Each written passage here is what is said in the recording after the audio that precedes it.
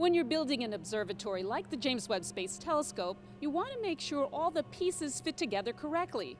To see how engineers go about doing that, we're here at Northrop Grumman in Redondo Beach, California.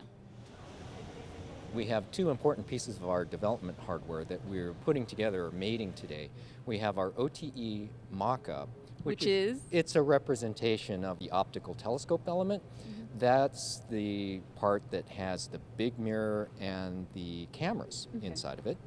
And we're putting it together with the integrated validation article. That's really just the sunshield membranes attached to the space vehicle and the spacecraft part of it. How difficult is this process? I mean, you have a crew of, what, nine people here? That's right, that's right. We have 9 highly trained, highly skilled personnel here. The OTE mock-up weighs about 5,600 pounds, and we need to lift it very carefully so that we don't end up lifting it off level or having it swing uncontrollably. And we've got a couple of key pieces of equipment that are in the load train, that's between the hook of the crane and the actual thing that we want to lift, that are important to give us the information we need to do that lift safely.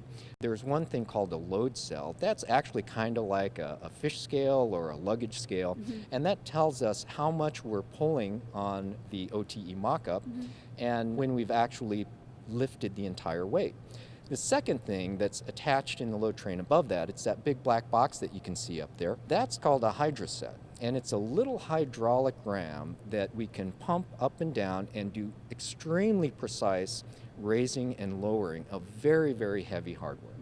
Now, this isn't exactly just like putting a couple of Lego pieces together. Your precision you mentioned, how precise do you have to be? Right. Well, the interfaces that we're putting together are accurate to a few thousandths of an inch. We've got a little more leeway here with this development hardware, but still the overall process is the same and the care that we take to put them together is exactly the same. So where are we now?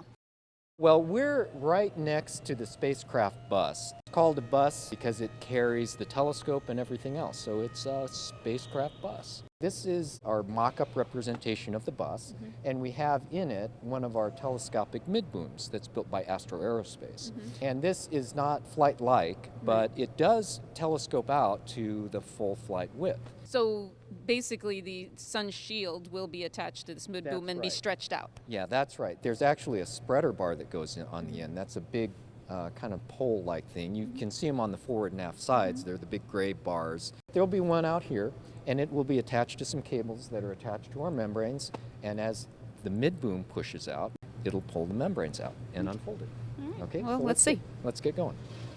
So we have this just on big tracks for ease of use on the ground. We don't need to actually have it deploy in a flight-like manner. We're just trying to get the motion correct so that we can check out our membrane. Now, the flight deployment doesn't go nearly this fast. Yeah, I didn't think so. Well, thank you so much for allowing us to visit with you guys while you put these two major pieces of the observatory together. Right. Well, it's an important event for us and a big risk burn down event, and we're just happy to have you out to record it for everybody.